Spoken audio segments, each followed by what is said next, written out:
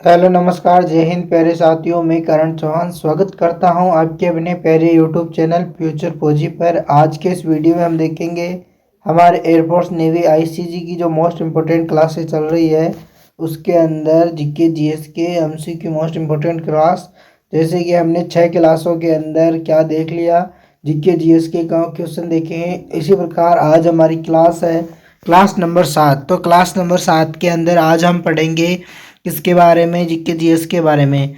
तो आप कैसे हो? आई होप दैट कि आप खुश होंगे, मस्त होंगे और अपनी तैयारी अच्छे से चल रही होगी। और अब आपके एग्ज़ाम भी एयरफोर्स का नज़दीक आने वाला है, मार्च के अंदर हो जाएगा आपका एयरफोर्स का एग्ज़ाम। तो आप जीके जीएस की यहाँ से बुलंद कर लो अपनी तैयारी। अगर आप हमारे चैनल पे नए हो तो चैनल को सब्सक्राइब कर लो, बेल आइकन बटन को दबा लो, जिससे कि इसी प्रकार के न्यू पैटर्न पर आधारित और मोस्ट इम्पोर्टेंट क्वेश्चन आपको मैं इस क्लासों के अंदर करा रहा हूं, जो आप इसका फ़ायदा उठा सकते हो। तो आज हम क्या देखेंगे, जीके जीएस के हमारी सारी क्लास 7 नंबर की हमारी आज की क्लास है।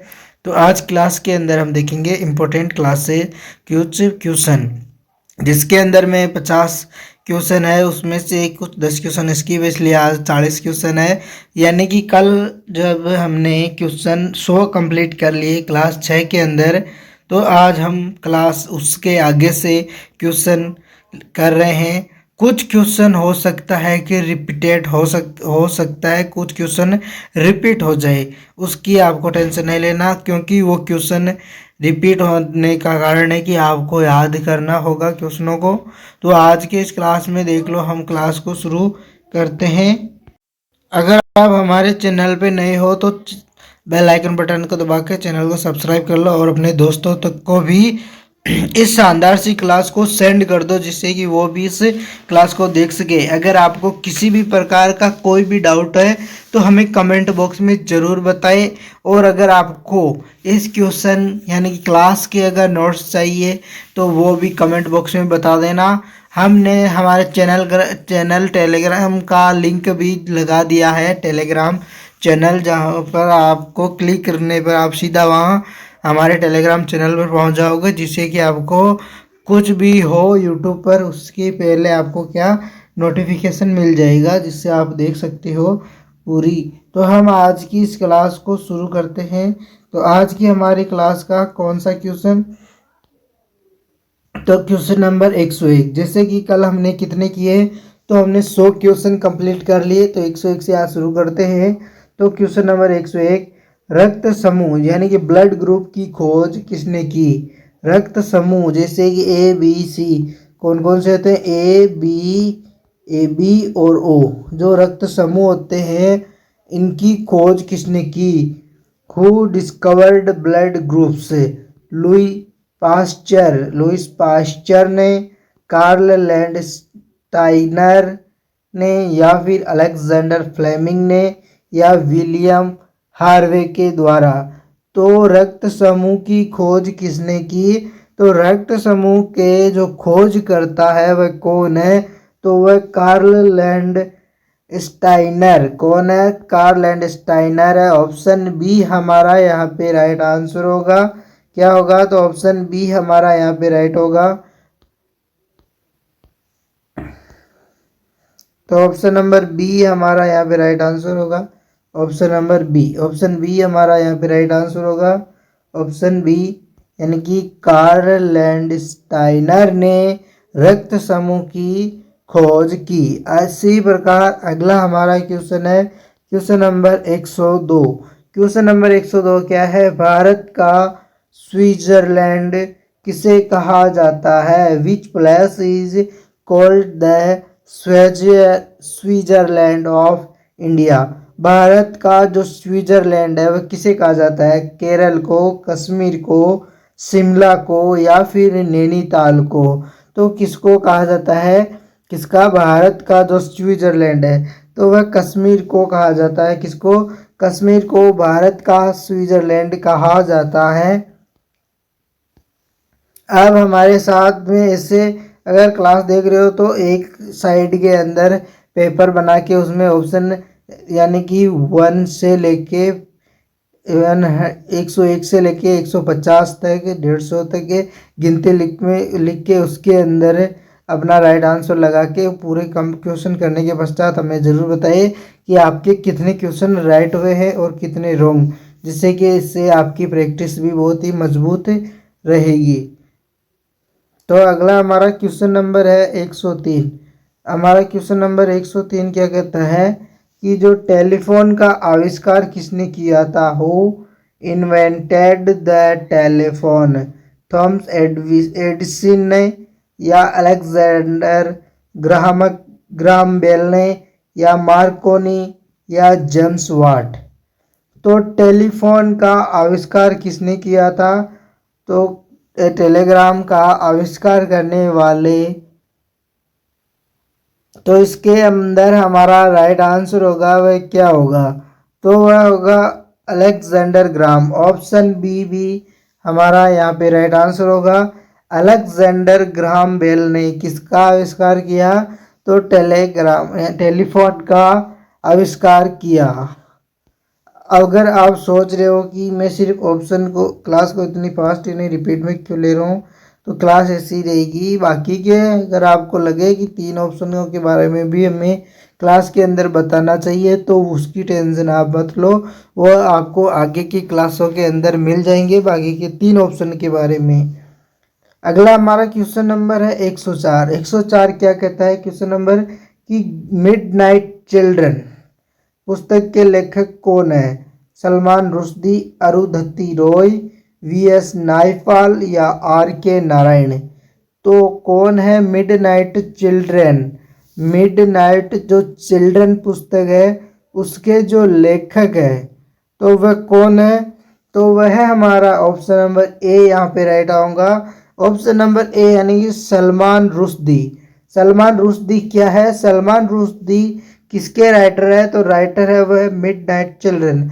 Who is the author of midnight children? तो मिडनाइट चिल्ड्रन के मिडनाइट जो चिल्ड्रन पुस्तक है उसके लेखक कौन है? तो सलमान रुश्दी। सलमान रुश्दी क्या है? मिडनाइट चिल्ड्रन पुस्तक के लेखक। ऐसे आपके एग्जाम में पूछे जा सकते हैं क्वेश्चन। अगर आपको कुछ भी क्वेश्चन अटपटा लगे यानी कि अगर आपको लगे कुछ अलग तरह का, तो क्वेश्चन में ऐसे ही क्वेश्चन एग्जाम के अंदर आपको ऐसे ही क्वेश्चन मिलते हैं कुछ अजीब ही तरीके के, जैसे कि मान लो आपको लगता है कि ऐसा क्वेश्चन तो हमने देखा ही नहीं, इसी प्रकार की एग्जाम में आते हैं। लेकिन क्लासों में अगर आपने क्वेश्चन को नज़र से देखा है तो कम्प्लीटली आपको याद हो जाएगा।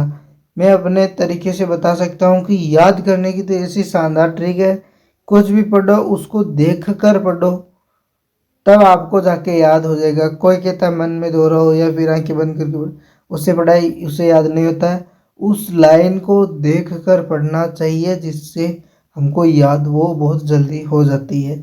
चलो अब हम देखते हैं हमारा अगला question, question number 105। Question number 105 क्या कहता है कि राष्ट्रीय विज्ञान दिवस, जो राष्ट्रीय विज्ञान दिवस है नेशनल साइंस डे, कब मनाया जाता है?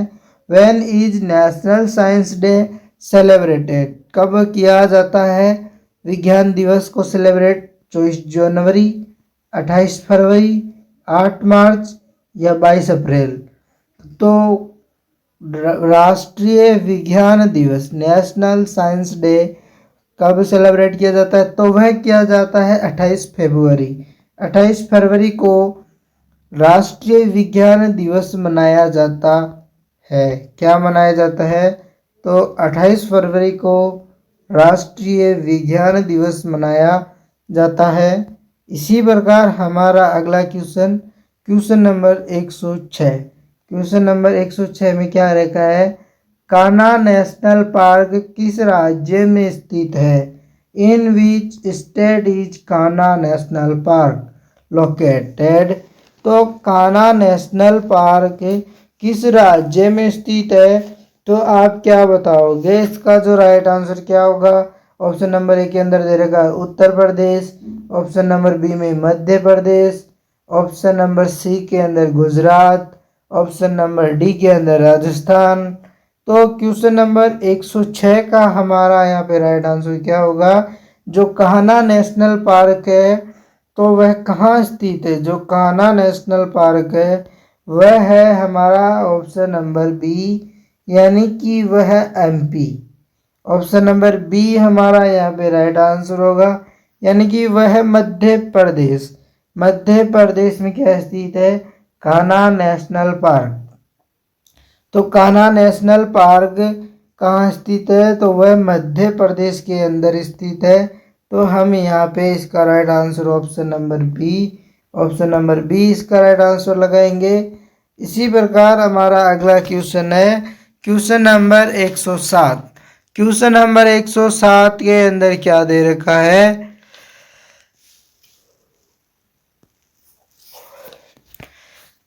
जो दूध होता है वह खट्टा किसके कारण होता है? दूध खट्टा किसके कारण होता है? Why does milk turn sure? कवक के कारण यानी फंगी के कारण, बैक्टीरिया के कारण, या वायरस के कारण, या प्रोटोजोआ के कारण। तो दूध किसके कारण खट्टा होता है? तो दूध होता है बैक्टीरिया के कारण, ऑप्शन नंबर बी। तो दूध के अंदर कौन सा बैक्टीरिया पाया जाता है? तो वह लैक्टोबिल्स, लैक्टोबिल्स नामक बैक्टीरिया पाया जाता है किसमें? दूध के अंदर। लैक्टिक अम्ल भी होता है। इसी प्रकार हमारा क्वेश्चन नंबर है 108। क्वेश्चन नंबर 108, जिसे आप 8वां क्वेश्चन भी बोल सकते हो। 108 में दे रखा है लोकसभा अध्यक्ष अपना त्याग पत्र किसको देता है? whom does the speaker of Lok Sabha gives his resignation? अपना जो रेजिग्नेशन है वह किसको देता है? लोकसभा अध्यक्ष राष्ट्रपति को, प्रधानमंत्री को, लोकसभा उपाध्यक्ष को, मुख्य न्यायाधीश को। तो हमारा क्वेश्चन नंबर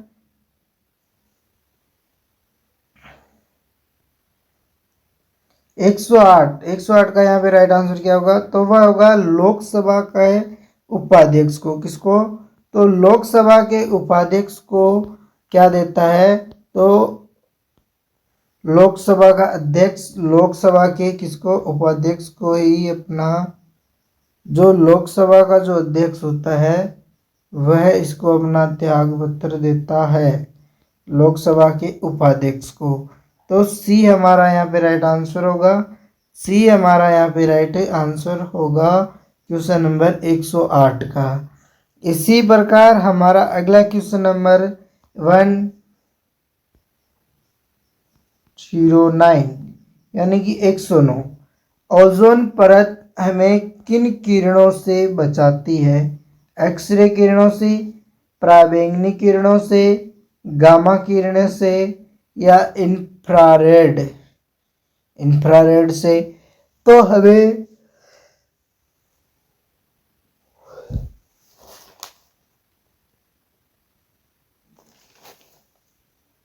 क्या बताता है क्वेश्चन नंबर 109 कि जो ओजोन परत है वह किससे बचाती है? Ozone layer. From which rays does the ozone layer protect us? तो हमको किससे बचाव करती है? तो वह है अल्ट्रा वायलेट वेव्स, यानी कि पराबैंगनी किरणों से। किसको? पराबैंगनी किरणों से ओजोन परत हमें बचाती है। कौन? ओजोन परत। ओजोन परत के कारण ही हमारे पराबैंगनी किरणों से, इससे वे बहुत ही खतरनाक होती है। जबकि अब तो ओजोन परत भी डैमेज होने लगी, जिससे कि पराबैंगनी किरणें बहुत ज़्यादा फैलने लगी है। इसी प्रकार हमारा अगला क्वेश्चन है क्वेश्चन नंबर 110। जो ब्रह्म समाज के जो संस्थापक है वह कौन थे? Who was the founder of ब्रह्म समाज? ब्रह्म समाज के जो संस्थापक है वह कौन थे? स्वामी विवेकानंद, राजा राम मोहन राय, दयानंद सरस्वती, ज्योतिबा फुले। तो हमारे क्वेश्चन नंबर 110 का यहाँ पे जो राइट आंसर होगा वह क्या होगा? तो आप क्या बताओगे इसका राइट आंसर क्वेश्चन नंबर 110 का? यानी कि ब्रह्म समाज के जो संस्थापक है वह कौन थे? तो ब्रह्म समाज के जो संस्थापक थे वह है दयानंद सरस्वती, यानी कि ऑप्शन नंबर सी। क्या ब्रह्म समाज के जो संस्थापक है तो वह है कौन? तो ब्रह्म समाज के संस्थापक सॉरी तो वह राजा राम मोहन राय है। कौन? तो राजा राम मोहन राय, ऑप्शन बी हमारा यहाँ पे राइट आंसर होगा। क्या होगा? ब्रह्म समाज के जो संस्थापक है तो वह कौन है? तो राजा राम मोहन राय है। दयानंद सरस्वती किस समाज के संस्थापक है? इसका आप कमेंट बॉक्स में बताओगे तो हम यहाँ पे इसका टॉप देते हैं ऑप्शन नंबर बी, यहाँ पे राइट आंसर। इसी प्रकार हमारा अगला क्वेश्चन नंबर 111। क्वेश्चन नंबर 111 में क्या दे रखा है? सौर मंडल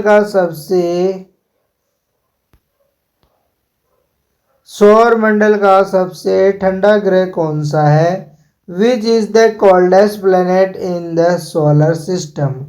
मंगल, पृथ्वी, वरुण या शनि? Which is the coldest planet in the solar system? Mars, Earth, Neptune या सैटर्न? तो हमारे क्वेश्चन नंबर 111 का यहाँ पे राइट आंसर है जो क्या होगा? ऑप्शन नंबर सी, यानी कि वरुण। अरुण और वरुण, जिसमें से सबसे ज्यादा ठंडा कौन सा है? तो वरुण है, तो वह नेपच्यून। तो वह कौन है? तो वरुण क्या है? सबसे ठंडा ग्रह। और सबसे गर्म ग्रह कौन सा है? तो ये आप हमें कमेंट बॉक्स में बताओगे। पृथ्वी पर जीवन पाया जाता है, चांद, पृथ्वी पर जीवन पाया जाता है। इसका पॉइंट बता देता हूँ, पृथ्वी पर जीवन पाया जाता है एकमात्र ऐसा ग्रह जहाँ क्या रहता है? जीवन पाया जाता है। मंगल को क्या कहते हैं? मंगल को लाल ग्रह भी कहते हैं।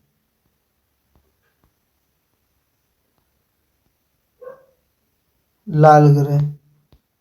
अगला हमारा क्वेश्चन नंबर है 112। क्वेश्चन नंबर 112, भारत के चीफ डिफेंस स्टाफ की नियुक्ति कौन करता है? Who appointed the chief of defence staff, CDS? यानी कि सीडीएस की नियुक्ति कौन करता है? हमारा क्वेश्चन नंबर 112। क्वेश्चन नंबर 112 का यहाँ पे जो राइट आंसर क्या होगा? प्रधानमंत्री, रक्षा मंत्री, राष्ट्रपति या संसद? तो हमारे क्वेश्चन नंबर 112 का यहाँ पे राइट आंसर क्या होगा? जो भारत के चीफ डिफेंस स्टाफ की नियुक्ति है वह राष्ट्रपति करता है। कौन करते हैं? तो वह राष्ट्रपति करते हैं, जैसे हमारे द्रौपदी मुर्मू के द्वारा किसकी? सीडीएस। इसी प्रकार अगला हमारा क्वेश्चन नंबर है 113। क्वेश्चन नंबर 113, मायोपिया नामक जो रोग है वह निकट दृष्टि दोष के कारण को ठीक करने के लिए किस प्रकार का लेंस का उपयोग किया जाता है? जो मायोपिया को ठीक करने के लिए किस लेंस का उपयोग किया जाता है? Which lens is used correct myopia? उत्तल लेंस, अवतल लेंस, बेलनाकार लेंस या बाइफोकल लेंस? तो निकट दृष्टि दोष के लिए हम किस प्रकार के लेंस का यूज करते हैं? तो वह हम करते हैं कॉनवेव लेंस, यानी कि अवतल दर्पण। ऑप्शन बी क्या हमारा यहाँ पे राइट आंसर होगा? क्या? तो ऑप्शन बी हमारा यहाँ पे राइट आंसर होगा। कॉनकेव लेंस के कारण निकट दृष्टि दोष को दूर किया जाता है और कॉन्वेक्स लेंस के कारण किसके कारण? उत्तल दर्पण के कारण। उत्तल दर्पण के कारण दूर दृष्टि को दूर किया जाता है। दूर दृष्टि जो दोष पाया जाता है उसको उत्तल लेंस के द्वारा क्या किया जाता है? तो दूर किया जाता है, उत्तल लेंस उसका यूज किया जाता है। बेलनाकार में क्या होता है? जिसको न तो दूर की और न ही पास की दिखाई देती है, उसे बेलनाकार लेंस दिखा लेना पड़ेगा यानी दिया जाता है, या फिर जो यूज करते हैं का उपयोग किया जाता है। इसी प्रकार हमारा अगला क्वेश्चन नंबर 114 114 सफेद हाथियों का देश किसे कहा जाता है? सफेद हाथियों का देश किसे कहा जाता है? Which country is known as the land of white elephants? Bharat को, थाईलैंड को, अमेरिका को, या फिर श्रीलंका को? तो क्वेश्चन नंबर 114 यानी कि 114 का यहाँ पे हमारा राइट आंसर क्या होगा? तो सफेद हाथियों का जो देश है वह कहा जाता है थाईलैंड को। किसको? थाईलैंड को सफेद हाथियों का देश क्यों कहा जाता है? कि वहां पर सफेद हाथी पाए जाते हैं। इसी प्रकार अगला हमारा क्वेश्चन नंबर 115 भारतीय वायुसेना का मुख्यालय कहाँ स्थित है? मुंबई, बेंगलुरु, नई दिल्ली या हैदराबाद? तो क्वेश्चन नंबर 115 का यहाँ पे जो राइट आंसर होगा वह क्या होगा? नई दिल्ली। नई दिल्ली के अंदर क्या है? न्यू दिल्ली, यानी नई दिल्ली में भारतीय वायुसेना का मुख्यालय स्थित है। भारतीय वायुसेना का मुख्यालय कहाँ स्थित है? तो नई दिल्ली में। तो हमारा ऑप्शन सी यहाँ पे राइट आंसर होगा, नई दिल्ली। इसी प्रकार हमारा अगला क्वेश्चन है 116 कोशिका का पावर हाउस किसे कहा जाता है? केंद्र what is known as the power house of the cell? केंद्रक, माइक्रोकॉन्ड्रिया, राइबोसोम, कोशिका झिल्ली, यानी कि न्यूक्लियस, माइक्रोकॉन्ड्रिया, राइबोसोम या सेल्स मेम्ब्रेन? तो किसको कहा जाता है कोशिका का पावर हाउस? तो हमारे क्वेश्चन नंबर 116 का यहाँ पे जो राइट आंसर होगा वह क्या होगा? तो इसका जो राइट आंसर होगा वह ऑप्शन बी होगा, यानी कि माइक्रोकॉन्ड्रिया को क्या कहा जाता है? माइक्रोकॉन्ड्रिया को कोशिका का पावर हाउस कहा जाता है। क्यों कहा जाता है इसका कारण आप कमेंट बॉक्स में बताओगे। भारत रत्न से सम्मानित होने वाले पहले विदेशी कौन थे? Who was the first foreigner to be honored with Bharat Ratna? Nelson Mandela, Khan Abdul Ghaffar Khan, mother Teresa, Barack Obama? तो हमारे क्वेश्चन नंबर 117 का यहाँ पे जो राइट आंसर क्या होगा? तो वह ऑप्शन बी यहाँ पे इसका राइट होगा, खान अब्दुल गफार खान, जो क्या थे? भारत रत्न से सम्मानित होने वाले पहले विदेशी थे। कौन थे? तो वह खान अब्दुल गफार खान थे। तो ऑप्शन बी हमारा यहाँ पे 117 का राइट आंसर होगा, ऑप्शन नंबर बी। इसी प्रकार हमारा अगला क्वेश्चन है क्वेश्चन नंबर 118 टेलीविजन का आविष्कार किसने किया? जे बर्ड राइट ब्रदर्स, मार्कोनी या आइंस्टीन? हो सकता है ऐसा क्वेश्चन मैंने शुरुआत के अंदर भी कराया है। टेलीविजन का आविष्कार किसने किया? तो हमारे क्वेश्चन नंबर 118 का यहाँ पे क्या है? तो वह है J.L. बेयर्ड ने। किसने? J.L. बेयर्ड ने किसका? टेलीविजन का आविष्कार किया। तो हमारा यहाँ पे राइट आंसर क्या होगा क्वेश्चन नंबर 118 का? तो वह होगा ऑप्शन नंबर ए। इसी प्रकार हमारा अगला क्वेश्चन 119 ऑपरेशन फ्लड किससे संबंधित है? Operation flood is related to बाढ़ नियंत्रण से, दुग्ध उत्पादन से, मछली उत्पादन से, या फिर गेहूं उत्पादन से? तो किससे संबंधित है ऑपरेशन फ्लड? ऑपरेशन फ्लड, तो ऑपरेशन फ्लड किससे संबंधित है? तो वह है दूध उत्पादन से। किससे? दुग्ध उत्पादन से। ऑप्शन नंबर बी हमारा यहाँ पे राइट आंसर होगा किसका? 119। क्वेश्चन नंबर 119 का बी यहाँ पे राइट आंसर होगा, यानी दूध उत्पादन से क्या होता है? तो उसके लिए कौन सा ऑपरेशन चालू किया? Operation flood, operation flood. Option number B यानी कि दूध उत्पादन, मिल्क प्रोडक्शन। इसी प्रकार हमारा अगला क्वेश्चन नंबर 120, भारत का मैनचेस्टर किसे कहा जाता है? Which city is known as the Manchester of India? Mumbai को, अहमदाबाद को, कानपुर को या कोयम्बटूर को? तो भारत का जो मैनचेस्टर है वह किसे कहा जाता है?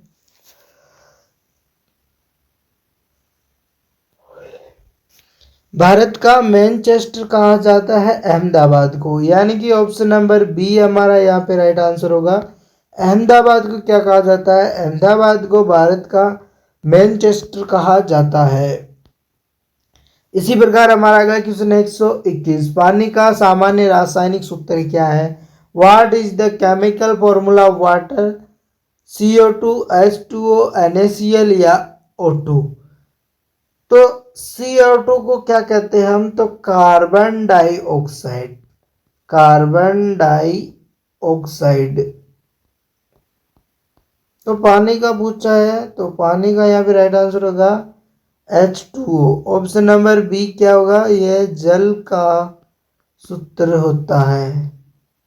NaCl क्या होता है? यह सोडियम क्लोराइड होता है, सोडियम क्लोराइड, सोडियम क्लोराइड। और जो O2 होता है वह ऑक्सीजन क्या होती है? तो वह ऑक्सीजन होती है, एक प्रकार की गैस है। कार्बन डाइऑक्साइड CO2 से प्रदर्शित किया जाता है। NaCl यानी कि सोडियम क्लोराइड को NaCl से प्रदर्शित किया जाता है, जिसको क्या कहते हैं? जैसे मैंने कल की क्लास में बताया, इसे साधारण नमक भी कहा जाता है। यानी नमक का सूत्र होता है वह NaCl ही होता है। तो हमारे क्वेश्चन नंबर 121, क्वेश्चन नंबर 121 का यहाँ पे राइट आंसर होगा वह होगा H2O, ऑप्शन नंबर 20 यानी कि ऑप्शन नंबर बी। अब देखते हैं अगला क्वेश्चन। अगला क्वेश्चन है 122, क्वेश्चन नंबर 122 क्या कह रहा है? दांडी यात्रा गांधी जी ने कब शुरू की थी? When did Gandhi start the Dandi? तो वह मार्च 1920, यानी कि वह शुरू कब की थी दांडी मार्च को? दांडी यात्रा गांधी ने कब शुरू की थी? 1920, 1930, 1942 या फिर 1915? तो क्वेश्चन नंबर हमारा 122, 122 का यहाँ पे राइट आंसर होगा वह होगा option number B, option number B यानी कि 1930 के अंदर गांधी जी ने दांडी मार्च योजना शुरू की थी। क्या की थी? 1930 के अंदर, 1930 में दांडी यात्रा यानी कि दांडी मार्च यात्रा गांधी जी ने शुरू की थी। और कब? 1930 के अंदर। इसी प्रकार हम देखते हैं हमारा अगला क्वेश्चन 123, शरीर का कौन सा अंग रक्त को शुद्ध करता है? हृदय, फेफड़े, गुर्दा या फिर यकृत? तो हमारे क्वेश्चन नंबर 123 का यहाँ पे राइट आंसर क्या होगा? तो question number which organ of the body purifies the blood? Heart, lungs, kidney या लिवर? तो इसका राइट आंसर होगा वो ऑप्शन सी, यानी कि जो किडनी होती है, किडनी होती है वह क्या करती है? शरीर का किडनी अंग रक्त को, जो किडनी है वह रक्त को क्या करती है? वह शुद्ध करती है, प्यूरिफाई करती है, यानी कि गुर्दे। तो हमारे क्वेश्चन नंबर 123 का यहाँ पे राइट आंसर होगा सी, यानी कि सी इसका राइट आंसर होगा। तो यहाँ से कर देते इसका राइट आंसर सी, यानी कि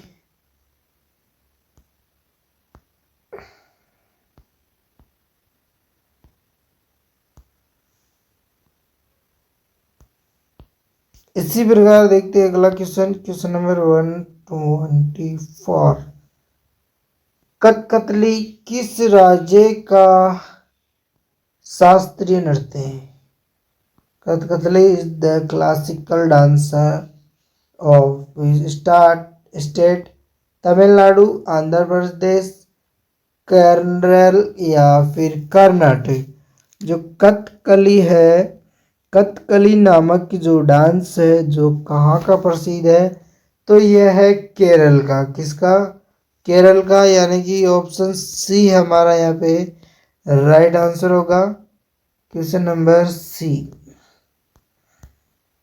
केरल का कथकली। इसी प्रकार अगला हमारा क्वेश्चन है क्वेश्चन नंबर 125। क्वेश्चन नंबर 125, जो गोबर गैस होती है उसमें मुख्य रूप से कौन सी गैस पाई जाती है? गोबर गैस के अंदर मुख्य रूप से कौन सी गैस पाई जाती है?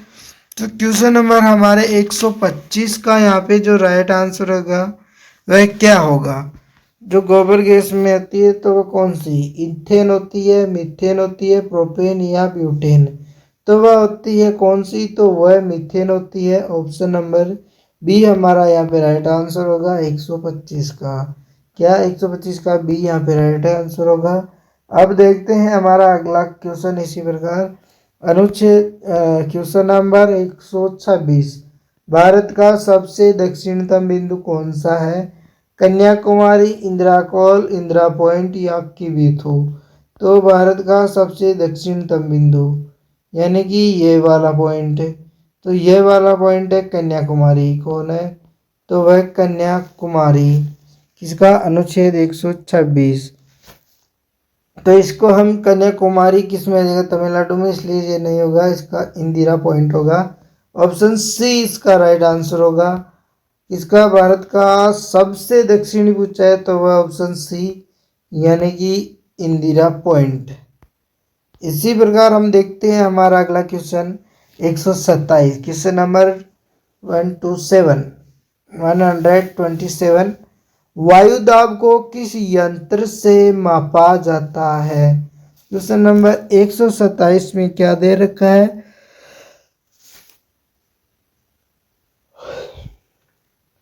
वायु दाब के अंदर क्या वायु दाब किस यंत्र से मापा जाता है? Air pressure is measured by which instrument? Hydrometer से, बैरोमीटर से, एमीटर से या सिस्मोग्राफर?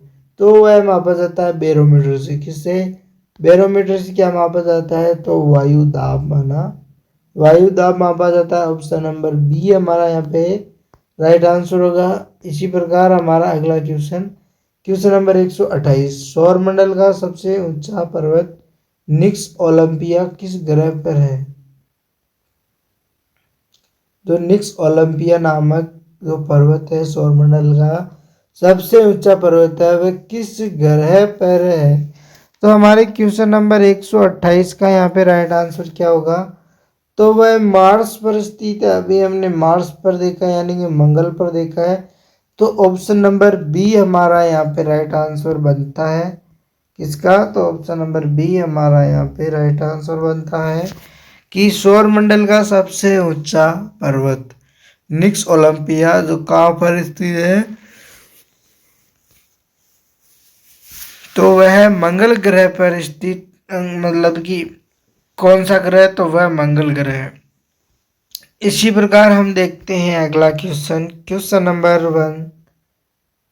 129, भारत के संविधान की किस अनुसूची में भाषाओं का उल्लेख है? 7वीं, 8वीं, 9वीं या 10वीं? In which schedule of the Indian constitution are the language mentioned? तो किसमें मेंशन की गई है भारतीय लैंग्वेज को, भाषाओं का? तो वह हमारे अनुच्छेद 7वीं अनुसूची में तो नहीं है, 8वीं के अंदर है भाषा की चर्चा। अनुसूची 8 के अंदर किसकी चर्चा है? अनुसूची 8 के अंदर भाषा की चर्चा है। और 7वीं के अंदर क्या है? तो इसके अस्पृश्यता का अंत, अस्पृश्यता का अंत, जैसे कि मैंने क्लास के अंदर भी बताया था इनको। इसी प्रकार हम क्या करते हैं, तो इसका यहाँ पे राइट आंसर तो टोकना पड़ेगा ना, ऑप्शन बी। इसी प्रकार हमारा अगला क्वेश्चन है, जो पीतल है वह किन धातुओं का मिश्रण होता है, यानी किससे मिलकर बना होता है? क्या? पीतल। पीतल किससे मिलकर बना होता है? तांबा और जस्ता से, तांबा और टिन से, लोहा और जस्ता से, या फिर एल्यूमिनियम और तांबा से।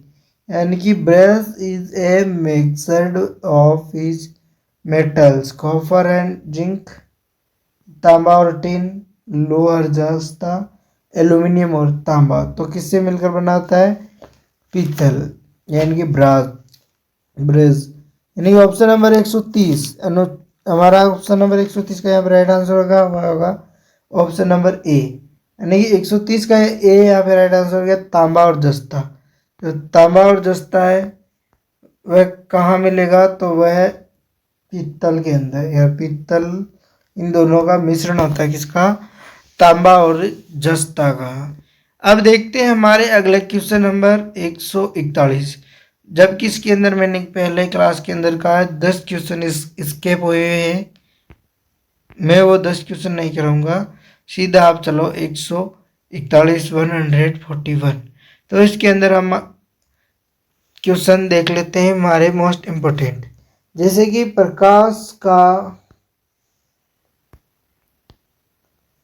प्रकाश का वेग सबसे पहले किसने मापा था? Who first measured the velocity of light. तो प्रकाश का जो वेग है वह सर्वप्रथम किसने मापा था? गैलीलियो ने, न्यूटन ने, रोमर ने, या आइंस्टीन ने। तो वह सबसे पहले मापा था रोमर के द्वारा, यानी कि ऑप्शन सी हमारा यहाँ पे राइट आंसर होगा। रोमर के द्वारा सबसे पहले मापा गया क्या? तो प्रकाश का वेग कितना है? तो वह 3 × 10⁸ मीटर पर सेकेंड। तो हमारा यहाँ पे सी इसका राइट आंसर होगा, रोमर। अब देखते हैं हमारा अगला question, question number 142। Aryabhata Bharat का पहला उपग्रह कब छोड़ा गया? जो आर्यभट्ट नामक जो उपग्रह है वह भारत कब छोड़ा गया? भारत का पहला उपग्रह कब छोड़ा गया? तो वह कब छोड़ा गया? तो वह ऑप्शन नंबर क्या होगा हमारा यहाँ पे right answer? Option number A 1970, या फिर बी 1975, या फिर सी 1980, या फिर डी 1984। तो हमारे क्वेश्चन नंबर 142 का यहाँ पे राइट आंसर होगा, वह होगा option number B. Option number B क्या है कि 1975 को क्या छोड़ा गया? तो आर्यभट्ट हमारे भारत का पहला उपग्रह छोड़ा गया। तो मेरे हिसाब से यह डेट भी हो सकती है क्या? 15 मार्च लगभग 1975। इसी प्रकार हम क्या देखते हैं हमारा अगला क्वेश्चन, उससे पहले कि ठोक देते हैं इसको right answer option number B. अगला हमारा क्वेश्चन है क्वेश्चन नंबर 143। आनुवांशिकता का जनक किसे कहा जाता है? Father of genetic, who is known as the earth of genetic. यानी कि आनुवांशिकता का जनक, फादर ऑफ एंड जेनेटिक, किसे कहा जाता है आनुवांशिकता का जनक? चार्ल्स डार्विन को, ग्रेगर मेंडल को, लेमार्क को, या अरस्तु को। तो आनुवांशिकी का जनक कहा जाता है Gregor Mendel. Option number B हमारा यहाँ पे राइट आंसर होगा, क्या होगा? ऑप्शन नंबर बी हमारा यहाँ पे राइट आंसर होगा। ग्रेगर मेंडल को क्या कहा गया? तो ग्रेगर मेंडल को आनुवांशिकता का जनक कहा गया। इसी प्रकार हमारा अगला क्वेश्चन, क्वेश्चन नंबर 144। वायुमंडल की आर्द्रता मापने के लिए किस यंत्र का उपयोग किया जाता है? वायुमंडल की, इसीलिए मैंने पहले वहाँ पे नहीं बताया एक एक के बारे में। अगर आपने मेरी एक एक क्लासें देखी होगी तो उसके अंदर क्या मैं 3 ऑप्शन के बारे में नहीं बताता, क्योंकि उनके बारे में आगे लाया हुआ है क्लास के अंदर।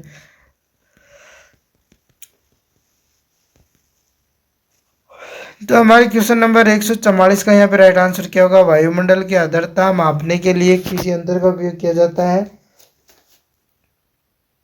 तो किसी यंत्र का उपयोग किया जाता है? हाइड्रोमीटर, हाइग्रोमीटर, लैक्टोमीटर या पायरोमीटर? तो वह किया जाता है ऑप्शन बी, यानी कि हाइड्रोमीटर। हाइड्रोमीटर किससे उपयोग किया जाता है? तो वायुमंडल की आर्द्रता को मापने के लिए। Option number B, option B हमारा यहाँ पे राइट आंसर होगा। इसी प्रकार हम चलते हैं हमारा अगला क्वेश्चन 145। रेड क्रॉस का मुख्यालय कहाँ स्थित है? न्यूयॉर्क, पेरिस, जेनेवा या लंदन? तो हमारे क्वेश्चन नंबर 145 का यहाँ पे राइट आंसर क्या होगा? तो इसका where is the headquarter of Red Cross located? तो वह है ऑप्शन नंबर सी, यानी कि जेनेवा। ऑप्शन नंबर सी के अंदर, जेनेवा के अंदर क्या स्थित है? तो रेड क्रॉस का मुख्यालय। रेड क्रॉस क्या एक प्रकार की संस्था है, नेशनल हो सकता है, इंटरनेशनल।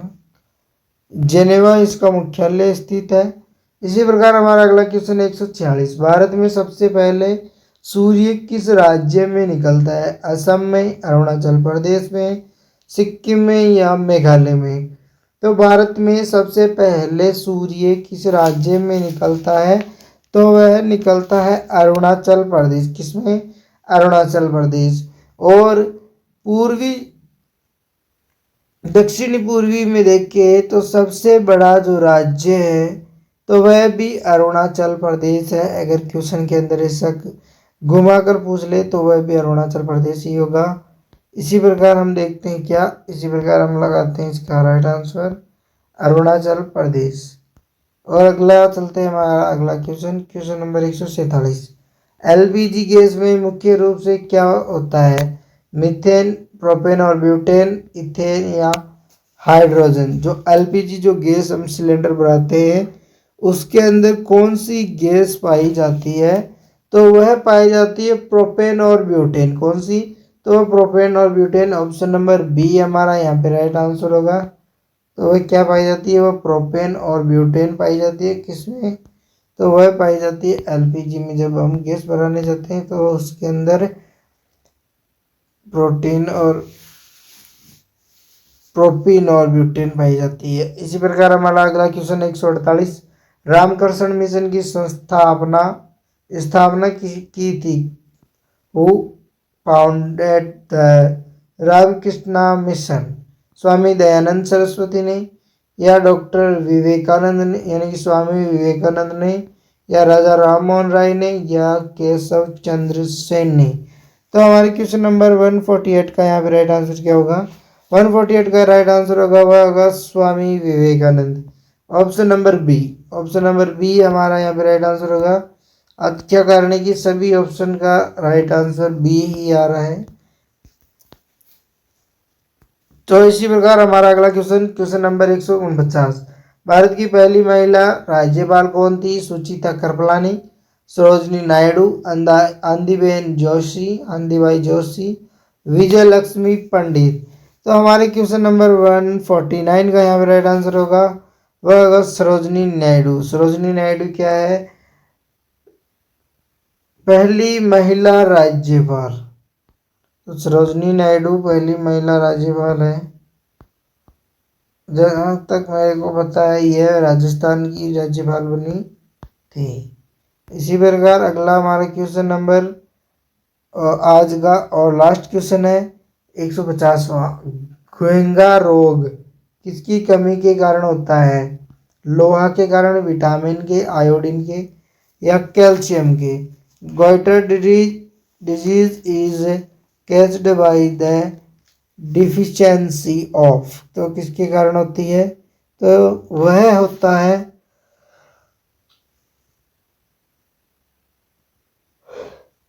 नमक की कमी के कारण, यानी आयोडीन। किसकी कमी के कारण? तो आयोडीन की कमी से घेंगा नामक रोग होता है। तो सी इसका राइट आंसर होगा। तो आज के हमारे कितने 150 क्वेश्चन आज हमने कर दिए। अब अगली क्लास के अंदर हम लाएंगे 151 से कितने तो 151 से अगली क्लास के अंदर हम क्वेश्चन लाएंगे, तो वहाँ पर भी उसको देखना स्टार्ट कर देना। तो आप हमें बताना कि आज की हमारी क्लास नंबर 7 कैसी लगी। अच्छी लगी तो लाइक करना, शेयर करना, सब्सक्राइब करना और अपने दोस्तों तक ज़रूर शेयर करना। और हमें कमेंट बॉक्स में ज़रूर बताइए, अपना रिव्यू ज़रूर दे कि क्लास कैसी थी, अच्छी थी या नहीं थी, क्वेश्चन क्या लेवल के थे, अच्छे थे या नहीं थे। किसी भी प्रकार का कोई भी डाउट हो तो हमें कमेंट बॉक्स में ज़रूर बताइए। अगर आप क्लास को देख रहे हो या पूरी देख लिए हो तो उसके बाद ज़रूर बताइए और हमारे को लाइक भी ज़रूर से करें। तो आज की क्लास भी शानदार रही, इसी प्रकार शानदार क्लास आगे भी लाऊंगा और शानदार ही क्लासेस चलती रहेगी जब तक आप सिलेक्शन ना ले लो। तो मैं चाहता हूँ इसी भर्ती के अंदर आप सिलेक्शन ले लो जल्दी से जल्दी। तो हम आज की इस क्लास को यहीं करते हैं एंड। तो हमारे आज की क्लास को बस अपना रिव्यू देना, प्यार दिखाना, अपना सपोर्ट भी करना। तो हम क्लास को करते हैं यहीं एंड। Thank you. जय हिंद, जय भारत।